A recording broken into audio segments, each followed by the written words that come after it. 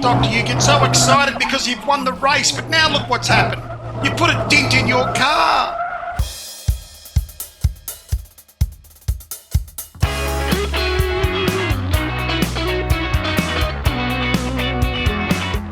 Hey, and welcome back to the channel, everybody. Well, here we are in rFactor2 on the Isle of Man. Now, the Isle of Man, aka an island of men, it's located in between Great Britain and Ireland.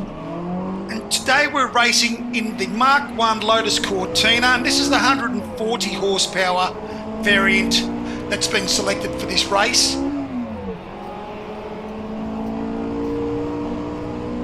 And I'm racing against fellow Mark I Lotus Cortina owners. Now, the Isle of Man is a very challenging course. It's quite a long road track. It's renowned really for its motorbike racing. It does have a little bit of car racing on it. And we've gone period here with the Lotus Cortinas. It's a long course.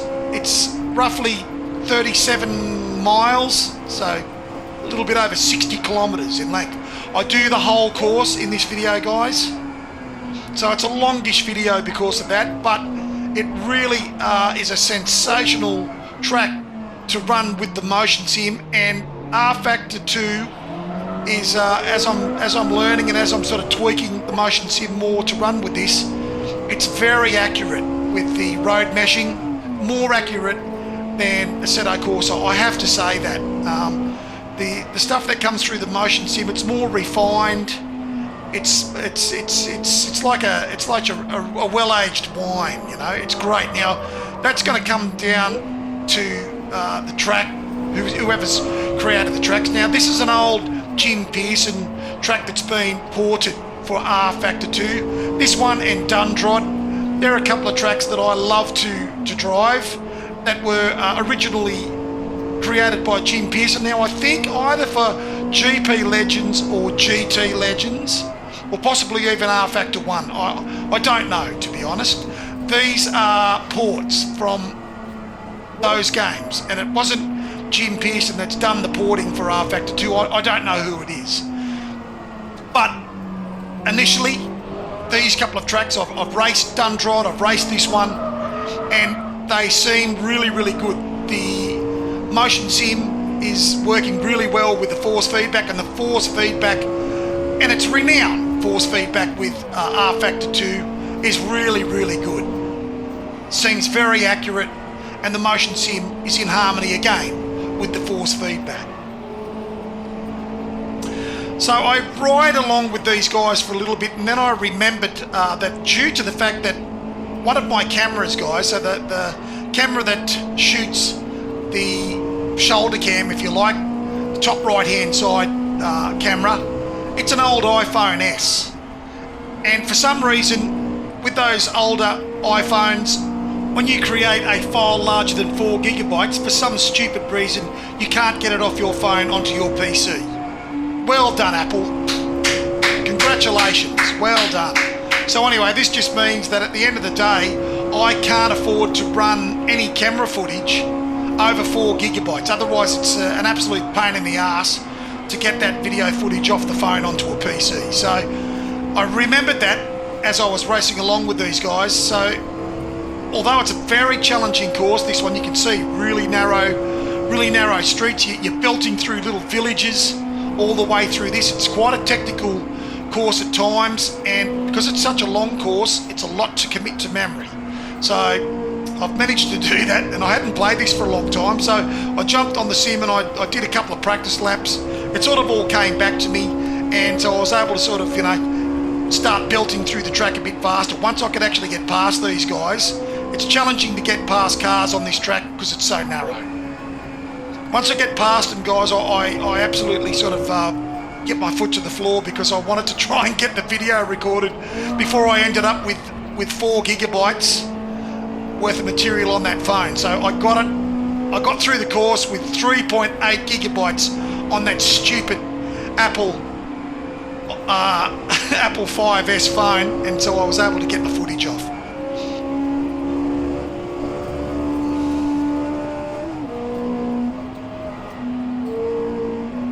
Now, rFactor2 and the motion sim. Let's talk about that versus what we've seen with the prior videos where it's pretty much been Assetto Corsa. So I've already said, guys, that personally for me, I feel that the motion sim, the way I've got it set up, the information coming through the road telemetry, through the road meshing in rFactor2 seems a lot more accurate. It's a lot more refined. It's not as dirty as what it is in Assetto Corsa. You don't get as much violence on the sim, but I think it's more realistic. There's less sort of there's less shaking around and carrying on all the time with the motion sim, and it's more accurate when you're actually when road heave is actually happening. Little bumps and little jumps and stuff like that, they're sort of coming through the sim when they should. That's how I'm feeling anyway. Okay, now, but what I do have to say is I did have to ramp up my sim tool settings in Axis Assignments in Game Engine. I've had to bring everything up by about 10, and I've had to run Game Manager, the intensity slider. I've had to have absolutely no smoothing on any of the Axis assignments. It's at 100%. Otherwise, it was seeming a little bit too tame.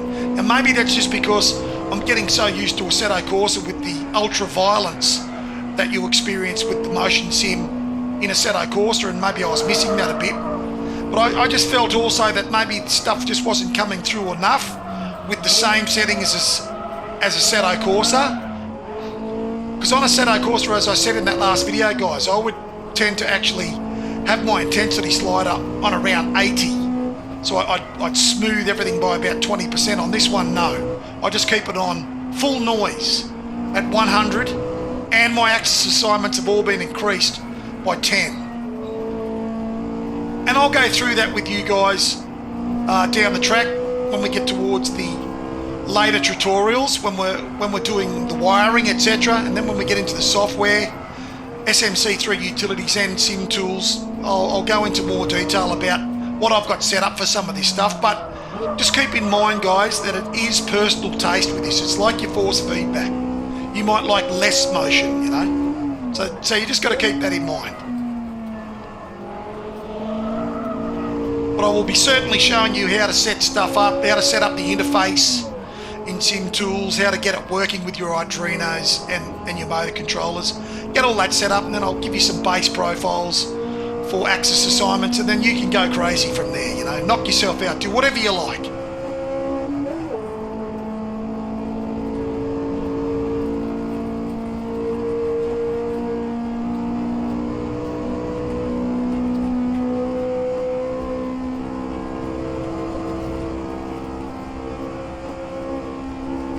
Now again, this is going to be personal taste, but I really do feel, after jumping back into rFactor2, that graphically I think it's got the edge on Assetto Corsa. Even with Content Manager and Custom Shaders patch and all the custom graphics patches you can download from the community and stuff like that in Assetto Corsa, which sometimes, guys, becomes an absolute pain in the ass, because some of those patches that you might download that people have, you know, in shaders and stuff like that, they might have mucked around with, they can really mess with stuff in Assetto Corsa and cause stuff to not run properly, and it ends up being a bit painful. rFactor2, you don't have to do any of that sort of stuff. You just run it, set your graphics at high settings if you've got a good GPU and a decent CPU, and set and forget, and it looks fantastic as it is, in my opinion. I think it's a little bit more refined, a little bit sharper, and a little bit nicer than Assetto Corsa, but that's me.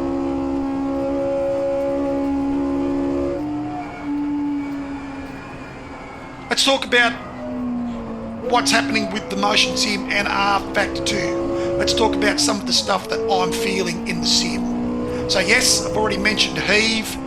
The pitch here is fantastic. When we hit the bottom here, that was sensational, the way that bump in the bottom of that decline came through the sim, and traction loss is absolutely fantastic. I believe the traction loss is a lot more refined in rFactor2. Now, I don't know why that is. I don't know if it's the information in the plugin that's been written for rFactor2 or the actual tyre physics in the actual cars for rFactor2 and how that differs to Assetto Corsa. But the traction loss is a lot tighter and a lot more accurate. It's a lot snappier. It's not as sloppy as Assetto Corsa. And until you actually get into rFactor2 and start playing it, and I find the same with rFactor1, actually, it's a lot tighter. It seems a lot more refined, a lot more accurate in rFactor2 than it is in Assetto Corsa. The traction loss.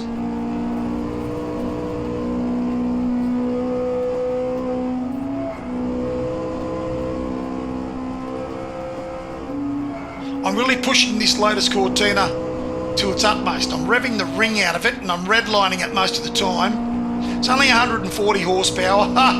And of course, guys, that's 140 horsepower at the flywheel, okay? That's brake horsepower. Not at the wheels, guys, no. At the wheels, we'd be lucky to be seeing probably 80 horsepower in this thing. But it still gets up in boogies because of the gear ratios. And it's a really fun car to drive, this car. They've done a really good job with modelling this car, I think. It's a lot of fun. So if you don't have this, I will include a link in the description. It's on the Steam workshop, so it's very easy to get. If you've got rFactor2, you don't have to do much. Just subscribe to it, and it'll, when you boot up rFactor2, it loads it up. It puts it in the file. It puts it in rFactor2, and it'll be in there. rFactor2, I think, is a little bit messy sometimes, though. I will say that, as far as the way the folders work. You end up with cars all over the shop, tracks all over the shop. But anyway, you just got to sort of work with it. You can do some modding in rFactor2 and set up modded folders so everything's a little bit neater. You don't end up with cars scattered all over the place. But yeah, so it's relatively easy, but I will include a link in the description to the Isle of Man here. Oh, this is a great part here. That was awesome. You saw the air we got there, and when the car landed, how it came through with the sim. It was just fantastic.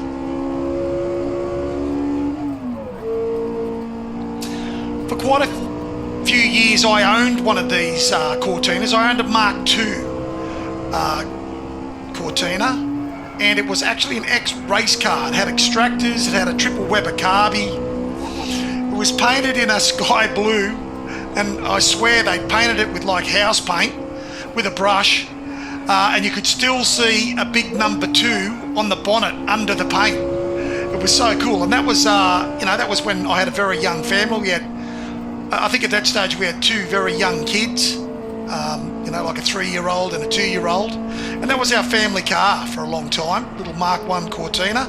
And mate, it used to scoot along. So I've actually, like I said, guys, I owned one of these for 3 or 4 years. Silliest thing I ever did was to sell it. We all have these regrets, don't we? But these things are worth an absolute fortune now. I think I sold it for like $1,500 or something to somebody. We're talking back in the early 90s here. So that was a shame. You lose that, but I ended up picking up another sort of classic muscle car anyway that I still own, and I couldn't have had too many cars anyway. But yeah, I had one of these, and it does feel very similar to driving the little Mark II. Driving this one with the sim. So yeah, look guys, don't get me wrong, that was some really nice traction loss there. Just really accurate. It just feels so sweet. Yeah, so guys, like I'm saying, between rFactor2 and Assetto Corsa, I don't want to be bashing Assetto Corsa. I really love Assetto Corsa 2. Don't get me wrong. Assetto Corsa is sensational for the sheer amount of content and cars and tracks that you can get in Assetto Corsa, and it's still pretty good. And I could probably get it feeling better with the motion sim with some more refinement. But I jumped straight onto rFactor2. I hardly have to do anything other than just lift a few of the degrees of force in game engine in the axis assignments to sort of get a bit more feeling in it. But that's it. Haven't touched any filters or anything for the traction loss or anything for that matter, and everything's just a lot more accurate that comes through. So it's got to be the tyre physics, it's got to be the road meshing in rFactor2. We're really pushing it, really scooting along here.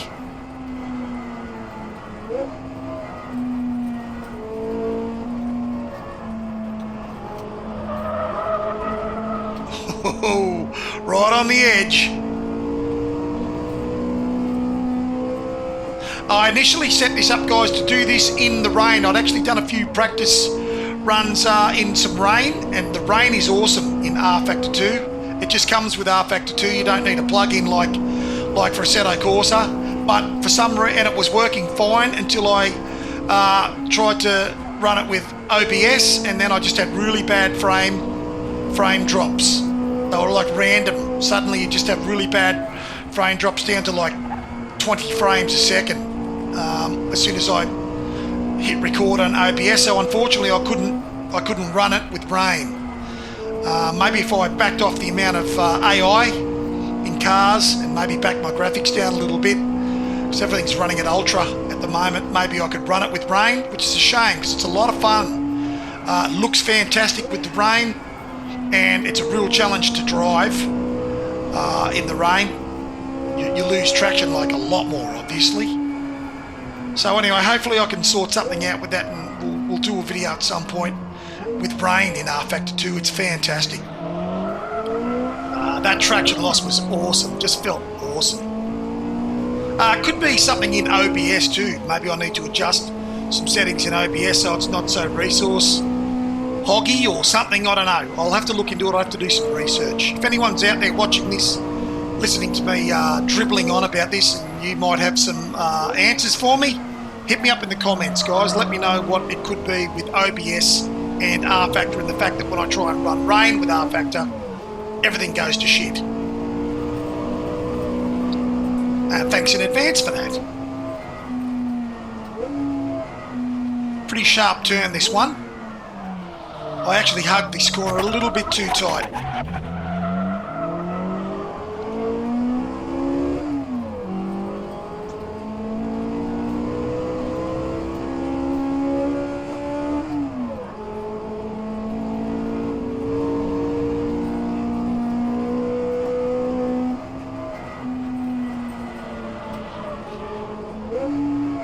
That whine, that gearbox whine, and that's what it was like in my little Mark II. It had that same whine.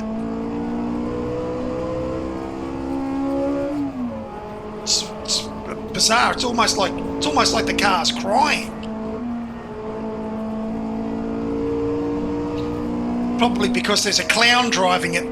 A clown.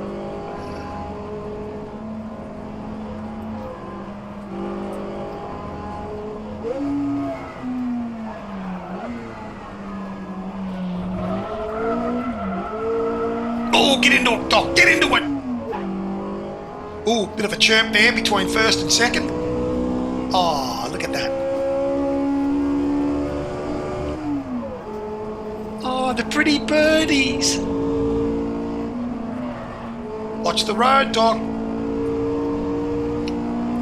Pretty cool how you get these random birds.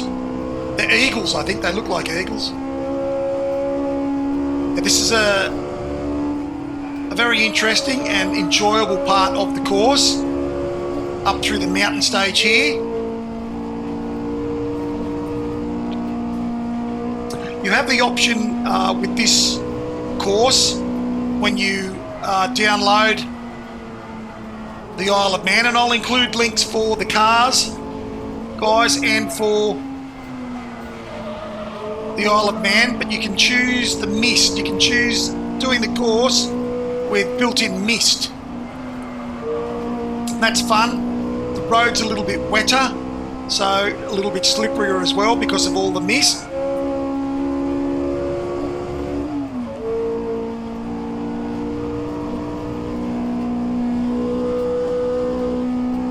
It's quite nice, the scenery, really. The graphics are pretty good. especially considering this is a port. It's not like a developer track. I will be running some developer tracks, guys. There could be major differences between community-based tracks like this one and genuine 397 studio developer tracks. So we will definitely run a video with some developer tracks, and we'll see if they're even better with the motion sim.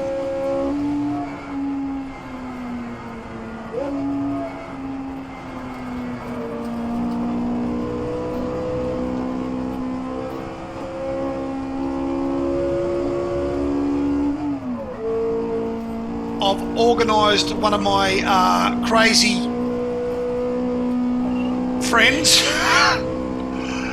Now, when I say that, this guy is not crazy. He's a bloody champion, this guy. But he's really, really into his Microsoft 2020. And, well, he's been into Microsoft Flight Sim from right back, guys. Right back when Microsoft started releasing flight simulators. Anyway, he's coming over to my place next week with his yoke and rudder pedals, and we are going to shoot a video of Microsoft Flight Sim 2020. Well, that's the plan. Hopefully this will all go to plan. So we'll be having a look at Microsoft Flight Sim in the next video. Then I think probably American Truck Simulator. We'll have a crack with that. And we might come back and do some rFactor with some developer tracks. We'll mix it up. We'll keep it fresh. We'll try and keep it interesting. At the end of the day, we want to see how all of these sims work with the Dr. ADHD 4 Degree of Freedom Motion Simulator. And I'm really keen to see how Microsoft Flight Sim goes with this. Pretty sure by the end of this race, given that this car's been driven in the red line most of the time, it's going to need a new engine. Definitely going to need some new tyres. Now, in saying that, you know, I'm pretty sure that these things, when they raced these back in the day, they raced around with plywall tyres. Okay, they didn't have steel radials at that stage, and these were all raced on plywall tyres. Can you believe that? You can't have anything like the caster or the camber that you can have with steel radials in plywall tyres. So it's just incredible, you know, it's insane. These cars they race with the tech that they raced with, you know. You've got to take your hat off to them. They had balls. They had balls, big balls.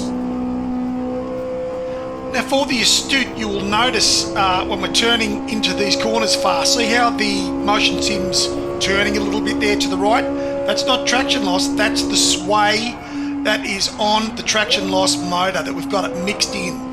That's what I'm talking about. And that's actually flexing the motion sim when we're hard around those corners. We're going fast around those turns, and it's coming through a sway in the motion sim. It's awesome.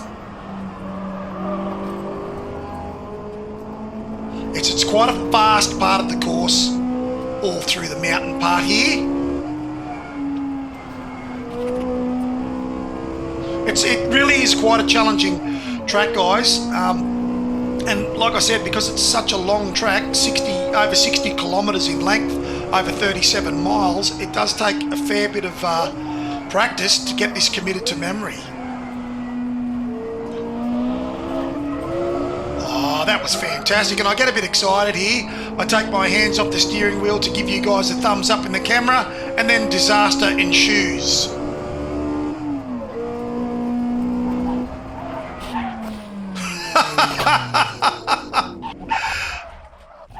And back on all four wheels we go. So what do? We restart the motor and we flog it around and we get back into it. Burning rubber all the way, and no AI to be seen because I've left them behind. Now, that is also because the AI in rFactor2, as I found, even with the aggression down at 30%, which is what I was running these guys on, and I'm only running the AI skill set at 90% on this one.